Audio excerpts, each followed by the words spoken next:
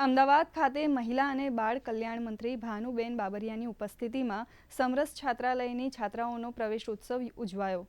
આ પ્રસંગે કેબિનેટ મંત્રી ભાનુબેન દીકરીઓને અભિનંદન પાઠવતા જણાવ્યું કે પોતાના ઘરથી દૂર મોટા શહેરમાં દીકરા દીકરીઓ સલામત સુરક્ષિત રીતે રહીને ભણી ગણીને આગળ વધી શકે તે માટે મુખ્યમંત્રી ભૂપેન્દ્ર પટેલના નેતૃત્વવાળી રાજ્ય સરકાર દ્વારા સમરસ છાત્રાલયોનું નિર્માણ કરવામાં આવ્યું છે। તેમણે કહ્યું કે તમામ સમાજના દીકરા દીકરીઓ એક જ છત નીચે રહીને ભણી શકે અને પોતાના સપના સાકાર કરી શકે એ માટે આપણા દેશના લોકપ્રિય વડાપ્રધાન નરેન્દ્ર મોદીએ સમરસ છાત્રાલયોનું નિર્માણ કરાવ્યું છે।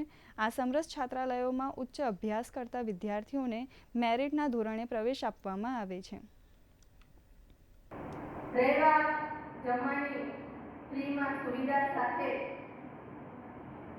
સાંસ્કૃતિક કાર્યક્રમ, તહેવારોના અનુરૂપ ઉત્સવો ઉજવવા આ દરેક પ્રકારની પ્રવૃત્તિઓ સમરસ છાત્રાલયમાં થતી હોય છે।